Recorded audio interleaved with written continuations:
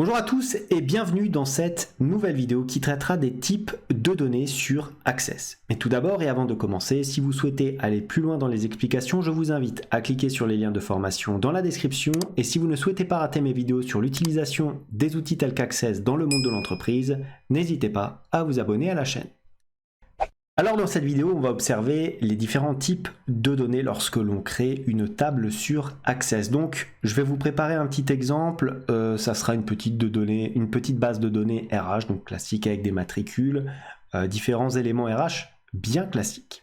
Donc on va voir. Déjà, qu'est-ce qu'il nous faut? Il nous faut créer une table. C'est ce qui est déjà fait ici. Ensuite, une fois qu'on a créé notre table, qu'est-ce qu'on va faire? On va mettre les différents éléments qui, bien entendu, nous intéressent. Pour ce faire, on va aller dans Affichage, et dans Affichage, on passe bien sûr au mode Création ici. On nous demande d'enregistrer la table, donc on va l'appeler T, et on va mettre RH tout simplement. Voilà. On appuie sur OK, et on a notre table qui se crée. Premier champ, numéro auto. Donc là, qu'est-ce que je vais faire? Je vais mettre à la place de numéro, je vais mettre matricule. Comme ceci. Type de données. C'est ce qui va nous intéresser dans cette vidéo ici. Qu'est-ce qu'on a? Automatiquement, on va avoir numéro auto. Pourquoi? Parce que cela va nous permettre d'incrémenter notre série. À chaque fois qu'on va créer une nouvelle ligne dans notre table, nous allons avoir un numéro qui va s'incrémenter. Par exemple, je vais remplir les informations pour la première ligne. On aura automatiquement ici dans le matricule le numéro 1. Pour la deuxième ligne, le numéro 2. La troisième ligne, le numéro 3. Et ainsi de suite. Vous avez compris. Maintenant, un autre champ que je vais ajouter, le champ du nom, donc au nom de la personne, comme ceci. Et là, qu'est-ce que j'ai? Automatiquement, lorsque je passe sur ma colonne de type de données, je me retrouve avec la proposition suivante, texte court. Texte court, bien entendu, avec la possibilité de modifier et d'avoir ici texte long. Texte long, alors quelle est la différence? C'est très simple. C'est bien sûr la taille de votre texte. Regardez ici, la taille du champ est limitée à 255, tandis que pour le texte long, il n'y a pas de limite. Alors bien sûr, je vais mettre le texte court, parce que 255 pour un nom, c'est déjà amplement suffisant. Donc là, deux types de données relativement simples. Donc ce que je peux faire, c'est rajouter pareil, le prénom.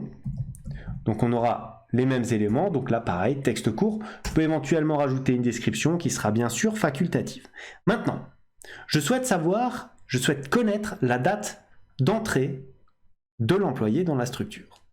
Donc on va mettre date d'entrée, comme ceci. Et là, qu'est-ce que je vais faire? Je ne vais pas sélectionner texte court, même si ça pourrait marcher, puisqu'on n'aurait qu'à taper certains éléments. Je vais cliquer sur la petite flèche et qu'est-ce que je vais faire? Je vais sélectionner ici date, heure. Je peux prendre aussi date ou heure étendue, ce qui me permettrait d'intégrer plus de données. Mais de la même façon qu'il y a une différence entre texte court et texte long, il y a une différence entre date, heure et date, heure étendue, qui ici ne me concernera pas puisqu'on va rentrer des dates relativement simples. Donc je vais prendre date, heure comme ceci. Maintenant, pour préciser encore plus à l'utilisateur ce que je souhaite obtenir au niveau de ce type de données, puisqu'on est bien sur une date. Je vais aller dans masque de saisie ici et regardez, je clique sur les trois petits points afin d'ouvrir une nouvelle fenêtre qui va me permettre, alors bien sûr j'enregistre, qui va me permettre d'intégrer certains éléments. Regardez, au niveau de la date que je peux intégrer, alors soit je peux prendre l'heure complète, bien sûr on ne cherche pas l'heure d'entrée, la date abrégée. Tiens, ça peut être intéressant. L'heure abrégée, la date réduite, et ainsi de suite. Moi, je vais prendre la date abrégée. 27-09-69, par exemple ici. Quelque chose de très simple. Je clique sur Suivant. Voilà, donc la date abrégée, ça me donnera ça. Je laisse comme ça, je clique sur Suivant et je fais Terminer. Vous voyez que le format apparaît là aussi. Donc, on a un type de données différent du texte avec un masque de saisie. Maintenant, si je souhaite rajouter un autre élément, par exemple, je veux savoir si la personne est encore en poste ou non. Donc je vais mettre par exemple en poste, comme ceci. Je passe sur ma colonne de type de données et qu'est-ce que j'ai automatiquement? J'ai un texte court. Je vais sélectionner mes différents types pour voir s'il n'y a pas quelque chose qui pourrait correspondre un petit peu plus à cet élément-là. Donc qu'est-ce que je peux avoir? Texte long, pas d'intérêt, numérique, grand nombre, date, monétaire, numéro auto. Et là je vois, tiens, oui ou non. Ça peut être intéressant. Oui ou non, ça va nous permettre quoi? Ça va nous permettre de faire apparaître une case à cocher tout simplement pour savoir si c'est oui ou si c'est non. Donc je vais cliquer là-dessus. Et donc qu'est-ce que j'ai? Format oui, non, donc très simple, vous voyez. Est-ce que j'ai un autre format possible? Oui, actif, inactif. Je pourrais d'ailleurs mettre actif ou inactif. Ce serait plutôt pas mal. Mais je vais rester sur oui, non. C'est bien sûr, vous faites comme vous le souhaitez. En termes de légende, on laisse comme ceci. Par défaut, on a non. Donc, si on coche la case, ça sera oui, bien entendu. On a la possibilité de valider si. Voilà. Donc, maintenant qu'on a déterminé ça, qu'est-ce que je vais encore entrer? Je vais prendre, par exemple, les éléments de rémunération. Comme ceci. J'appuie sur Entrée. Là encore, texte court, je vais sur la petite flèche. Quel type de données je peux avoir? Numérique, ça peut être intéressant. Je vais regarder s'il n'y a pas encore mieux. Et bien, il y a monétaire. Donc je vais bien sûr sélectionner monétaire, puisque la rémunération va se faire en euros.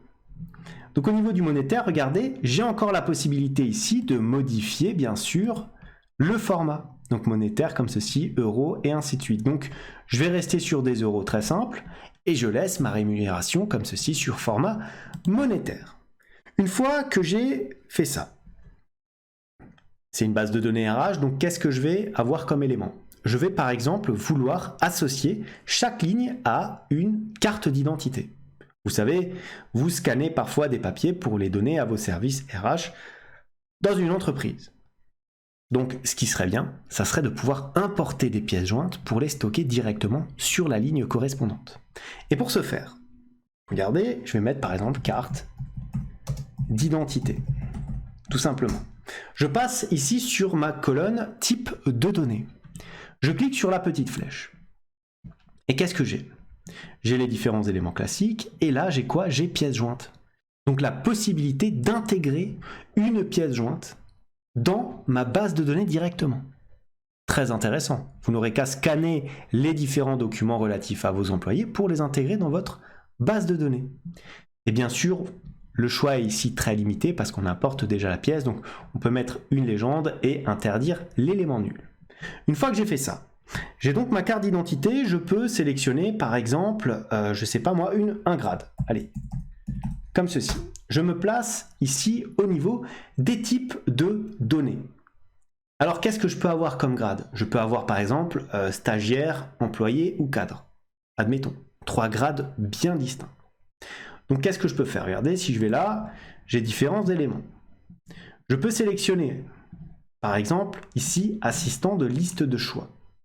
Et je peux avoir, regardez, je veux que le champ liste de choix extrait les valeurs d'une autre table ou requête. Ou alors, je taperai les valeurs souhaitées. Tiens. Je clique ici sur taper les valeurs souhaitées. Je fais suivant. Et qu'est-ce que je vais avoir? Je vais avoir ici une colonne, par exemple, et on va mettre, par exemple, stagiaire. Alors, je vais faire précédent, il ne faut pas appuyer sur Entrée, hein, bien entendu. Hop, stagiaire. Ensuite, employé. Ou, encore une fois, on va avoir, par exemple, les cadres. Je fais suivant. Je fais terminer. Pour l'instant, rien n'a changé. Regardez si je me place là en bas. Je vais dans Général, aucun changement. Je vais dans Liste de choix.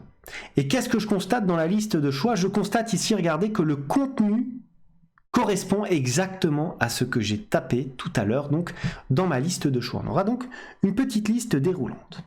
Maintenant, si je souhaite intégrer, par exemple, un autre élément, comme par exemple le numéro de sécurité sociale. Numéro Sécu, tout simplement.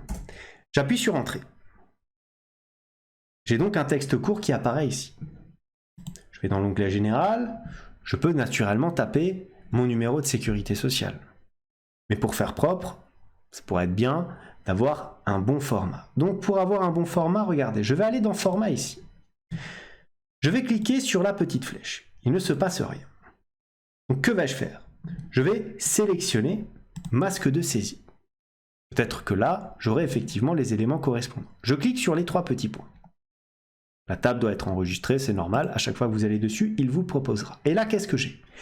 J'ai des formats définis par défaut et directement dans notre logiciel Access. Et regardez, j'ai les numéros de sécurité sociale qui apparaissent directement. Alors, j'ai le numéro de sécurité sociale normal et à clé.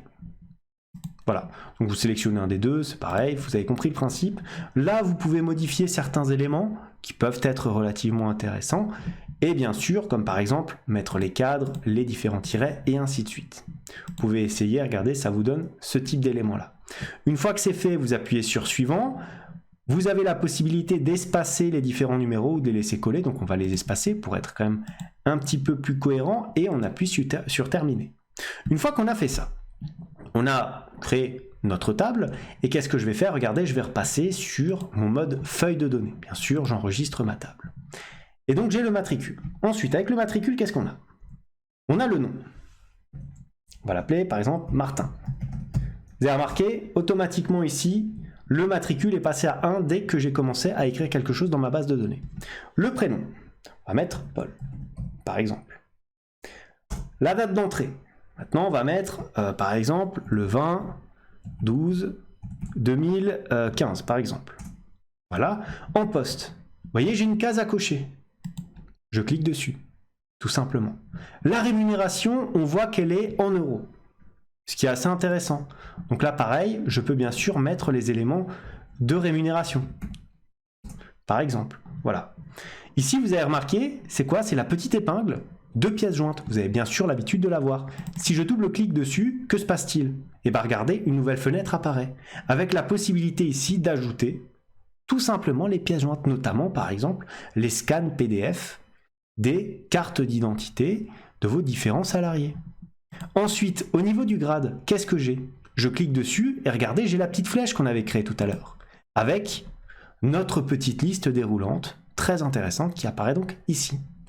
Et enfin, on va prendre par exemple celui-ci, et enfin, nous avons à présent le numéro de sécurité sociale avec le format correspondant. Vous voyez, si je tape plusieurs fois 1 comme ceci, que j'appuie sur Entrée, j'ai le numéro qui s'affiche au bon format. Alors bien sûr, vous adaptez à chaque fois, hein, hop, la largeur de vos colonnes, comme vous faites sur Excel ou sur l'ensemble des éléments Microsoft. Vous double-cliquez et ça s'ajuste de manière automatique. Voilà ce que j'avais à vous dire sur les différents types de données. Comme d'habitude, si cette vidéo vous a plu, n'hésitez pas à la liker, à la commenter, à vous abonner à la chaîne si ça n'est pas encore fait. En tout cas, moi je vous dis merci et à bientôt pour une nouvelle vidéo.